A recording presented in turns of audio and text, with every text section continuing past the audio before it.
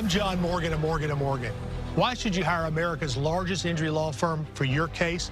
There's a lot of reasons. When you use Uber or Lyft, you're taking a gamble. You have no idea who that driver is. Were they paying attention to their phone or GPS and not the road? Injured in an Uber or Lyft accident, you could have a big case.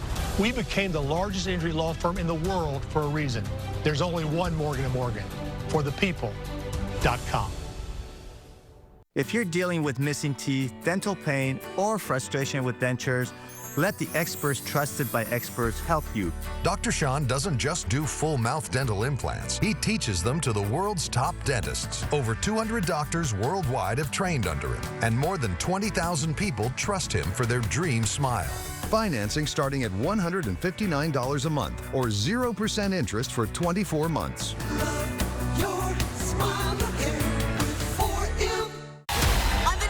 Emmy-nominated Live, LL Cool J, plus Kristen Johnston from Leanne. Watch live Monday morning at 9 on ABC 7.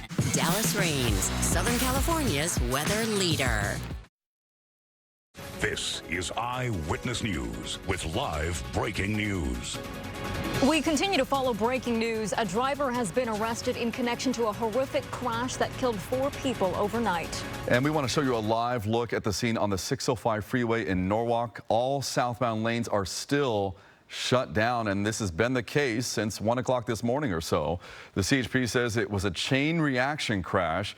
Just before 1 o'clock this morning, the driver of a Nissan sedan crashed into a CHP patrol vehicle, and you can see that patrol vehicle on the back of that tow truck at this moment. Then the driver of a Kia sedan slammed into the Nissan, which then burst into flames. All 4 people inside the Nissan died at the scene.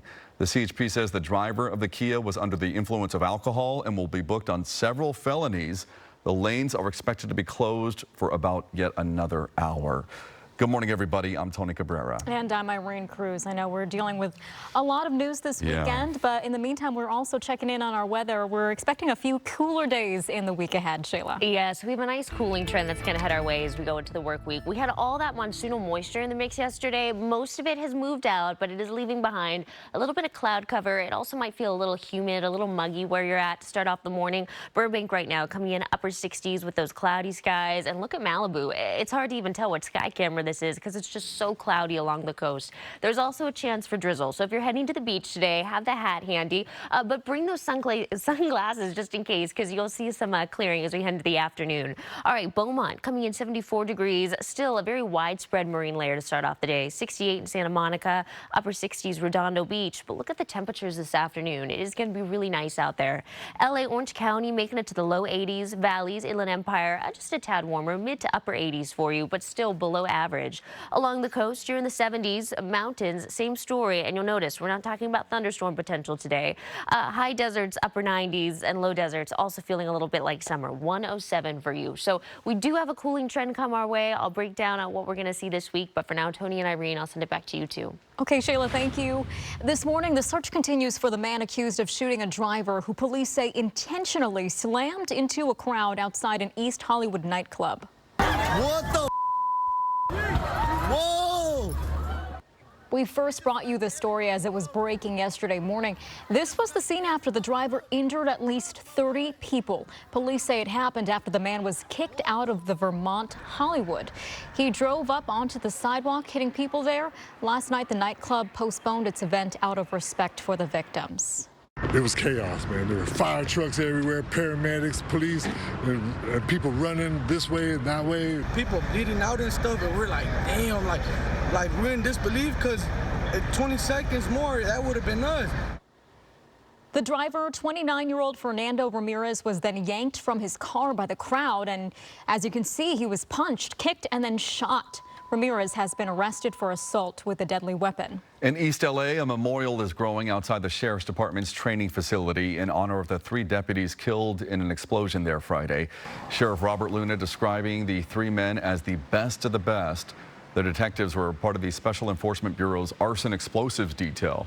That unit just issued a statement moments ago expressing their gratitude for the overwhelming support they've received. People who live near the facility stopped by the memorial to pay their respects. It's just a great loss to the sheriff department, to the community, especially to their families, and to lose 3 in one day, that's just horrible. And we're just showing them by bringing flowers that we're here to support them, and that their loved ones are now in a better place, and to give them the strength that they're going to need to move on. Friday's blast was the deadliest incident for the department in more than 160 years. New this morning, it appears former LA County Sheriff Alex Villanueva is considering running for sheriff again. Villanueva has registered a campaign committee for the November 2026 election. It's unclear when the filing was made on the California Secretary of State's website. In 2022, Villanueva lost to Sheriff Robert Luna, who already said he's running for re-election. An encouraging update after catastrophic floods devastated parts of central Texas. Kirk County has now revised the number of people that they're trying to look for from 97 down to just 3. They say many people initially reported as missing have now been found safe. At least 135 people were killed by the historic flooding of the Guadalupe River over the 4th of July. Tomorrow, the Texas legislature is set to begin a special session to address the issues that may have led to the tragedy. Meanwhile, a team from the LA County Fire Department are among the first responders helping to find those missing in the Texas Hill Country.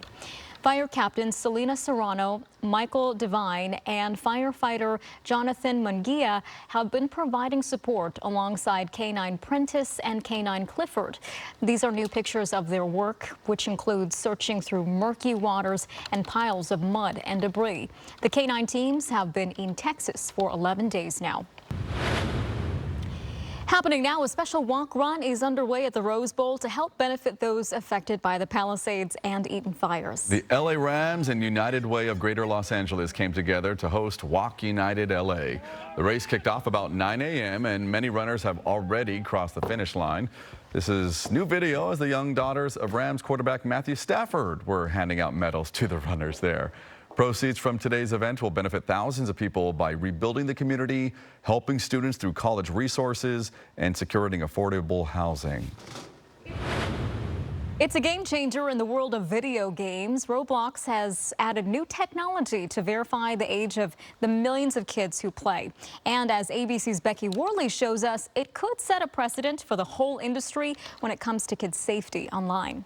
On the Roblox platform, chats and interaction are the name of the game.